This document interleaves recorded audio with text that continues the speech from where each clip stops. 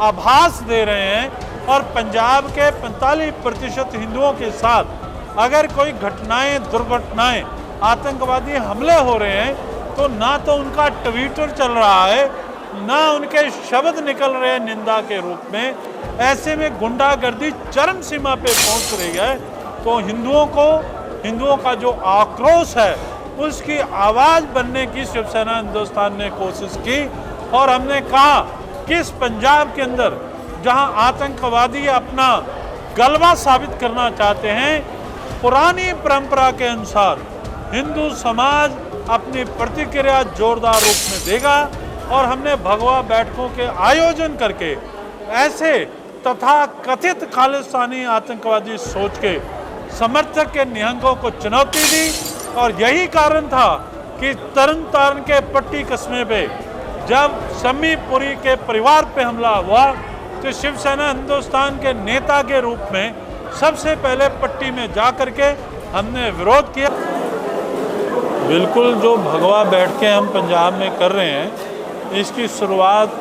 संदीप थापर पे जो हिंदू नेता थे, जिन पे लुधियाना में दिन दिहाड़े खालिस्तानी आतंकी सोच के निहंगों ने जो तलवारों से सरे बाजार हमला किया और पुलिस की सुरक्षा होने के बावजूद भी उस पर हमला किया गया, उसकी घटनाओं को देखते हुए कि ऐसी घटनाएं जब पंजाब में हो रही हैं और मुख्यमंत्री जी 30-40 किलोमीटर दूर यानी जलंधर में उपचुनाव लड़ रहे हैं, बाकी विषयों पर वो सब कुछ प्रतिक्रियाएं दे रहे हैं लेकिन इस घटना की निंदा नहीं कर रहे, तब शिवसेना हिंदुस्तान ने तय किया कि पूरे पंजाब में भगवा बैठकों का आयोजन करके पंजाब के 45% हिंदुओं को बताया जाएगा कि मुख्यमंत्री जी केवल एक सोच और एक समुदाय के मुख्यमंत्री होने का ऐसा आभास दे रहे हैं और पंजाब के 45% हिंदुओं के साथ अगर कोई घटनाएं, दुर्घटनाएं, आतंकवादी हमले हो रहे हैं तो ना तो उनका ट्विटर चल रहा है, ना उनके शब्द निकल रहे हैं निंदा के रूप में। ऐसे में गुंडागर्दी चरम सीमा पे पहुंच रही है। तो हिंदुओं का जो आक्रोश है उसकी आवाज़ बनने की शिवसेना हिंदुस्तान ने कोशिश की और हमने कहा कि इस पंजाब के अंदर जहां आतंकवादी अपना गलबा साबित करना चाहते हैं,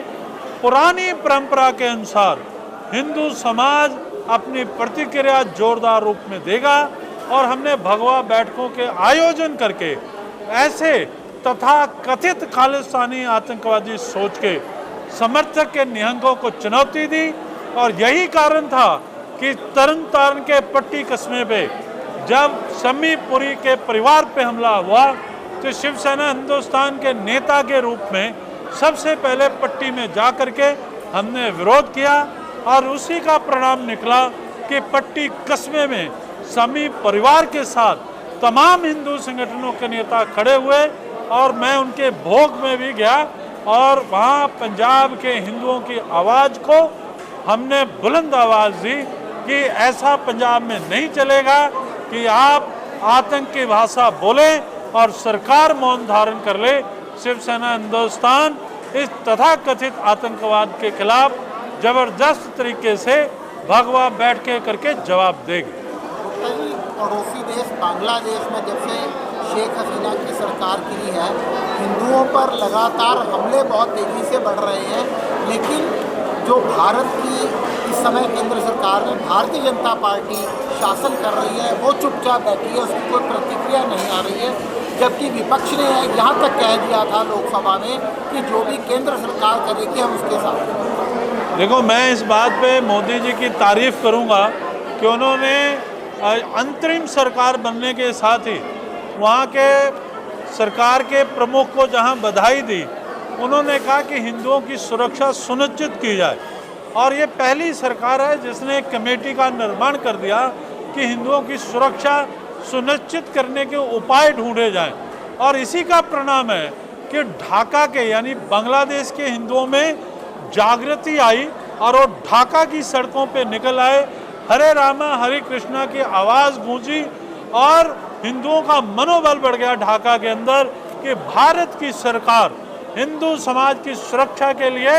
उपाय ढूंढ रही है। शिवसेना हिंदुस्तान ने सुझाव दिया है कि अगर हम पाकिस्तान के मुसलमानों को न्याय दिलाने के लिए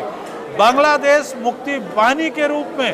भारतीय सेना को भेज सकते हैं और बांग्लादेश का निर्माण कर सकते हैं, तो भारतीय मूल के हिंदू समाज की सनातनियों की सुरक्षा के लिए भारतीय सेना बिना किसी देरी के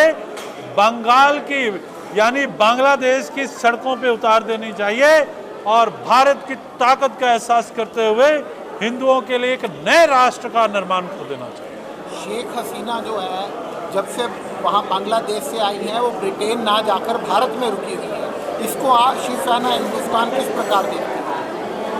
वो भारत में जितना समय रुकना चाहें रुक सकती हैं,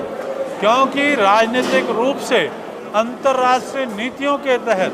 चाइना और पाकिस्तान हमें अन्य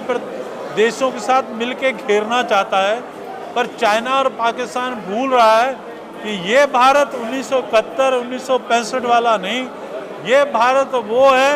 जो पाकिस्तान के अंदर घुस के अपनी जवाब दे सकता है। और पाकिस्तान की इन करतूतों को ध्यान में रखते हुए जिस प्रकार से उन्होंने शेख हसीना की सरकार को डिसेबल किया है, भारत गंभीरता से देख रहा है और हिंदुओं का कत्लेआम किसी रूप में बर्दाश्त नहीं होगा। मैं भारत के प्रधानमंत्री से उम्मीद करता हूं कि जल्दी वो जिस प्रकार से मुसलमानों को राहत दिलाने के लिए बांग्लादेश का निर्माण करने के लिए हमारी भारत सरकार ने उस समय इंदिरा गांधी के नेतृत्व में काम किया था, नरेंद्र मोदी जी नया इतिहास रचेंगे और गृह मंत्री अमित शाह नरेंद्र मोदी के नेतृत्व में बहुत जल्दी हम विश्व के पटल पे एक नया राष्ट्र देखेंगे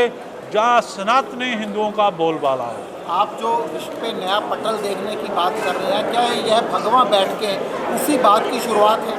हाँ, भगवा बैठकें सनातनी हिंदुओं का मनोबल बढ़ाने के लिए किए जा रही है। जो तलवारों से, बंदूकों से, बमों से हमें डराना चाहते हैं, उन्हें हम बताना चाहते हैं कि भारतीय संविधान के दायरे में रह करके शांतिपूर्ण ढंग से भारत के सबसे विश्व में भगवान राम जी की प्रेरणा से, भगवान कृष्ण जी की प्रेरणा से हम इन आतंकवादियों को जो चूहे की तरह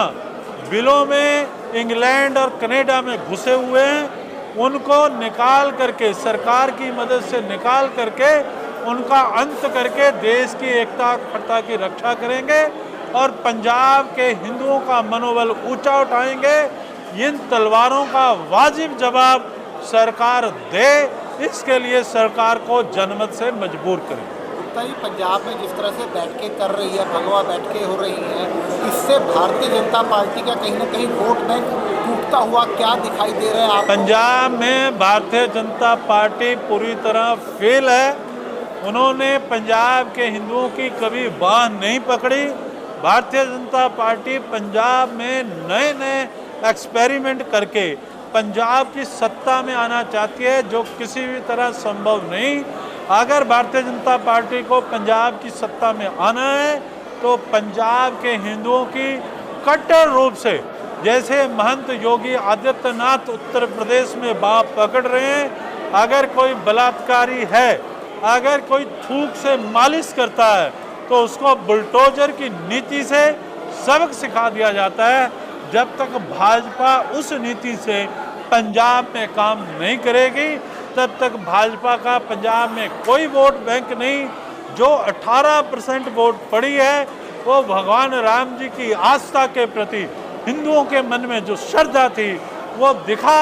अगर भाजपा समझे कि हर बार 18% वोट पड़ेगी और आप पंजाब के 35,000 आतंकवाद पीड़ित हिंदुओं की बाह नहीं पकड़ोगे, 781 करोड़ का मुआवजा नहीं दोगे और पाकिस्तान समर्थक मुस्लिम जिहादियों को राष्ट्रीय मुख्यधारा में लाने के लिए कश्मीर घाटी में अरबों रुपए का मुआवजा दोगे, तो पंजाब की सत्ता और जम्मू कश्मीर की सत्ता आपसे सदा दूर रहेगी। गुप्ता जी, आखिरी प्रश्न है कि क्या पंजाब के अलावा आप क्योंकि 16-17 राज्यों में फैले हुए हैं भारत में, क्या उन स्टेटों में भी भगवा बैठ के भगवा रैलियां करने का जो है आयोजन का प्लान कर चुकी हैं? क्योंकि पंजाब में तत्कालीन हमले हुए पंजाब में हिंदू नेताओं को टारगेट किया गया, क्योंकि पंजाब में हिंदुओं की आस्था से खिलवाड़ हुआ और यहाँ की संवैधानिक चुनी हुई सरकार, जिसे हिंदुओं ने भी वोट दिया, जिसके सर्वे सर्वा अरविंद केजरीवाल हिंदू हैं, जो हनुमान चालीसा पढ़ने में विश्वास रखते हैं, उनकी सरकार के मुख्यमंत्री पंजाब में मौन धारण करें, वो थापर के हमले पे चुप हो जाएं, वो शम्मी पुरी की हत्या पे चुप हो जाएं, वो तथाकथित निहंगों की गुंडागर्दी और खालिस्तानी आतंकी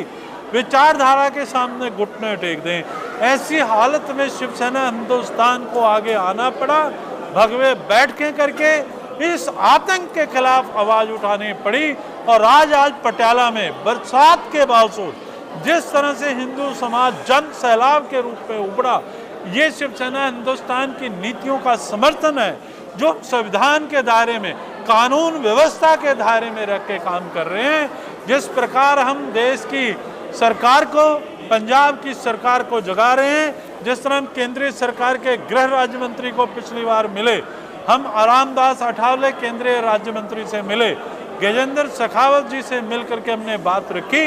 ये प्रमाण है कि हमारी जो भगवा बैठकें थी वो छोटे रूप में शुरू हुई और आज पटियाला जो हिंदुत्व का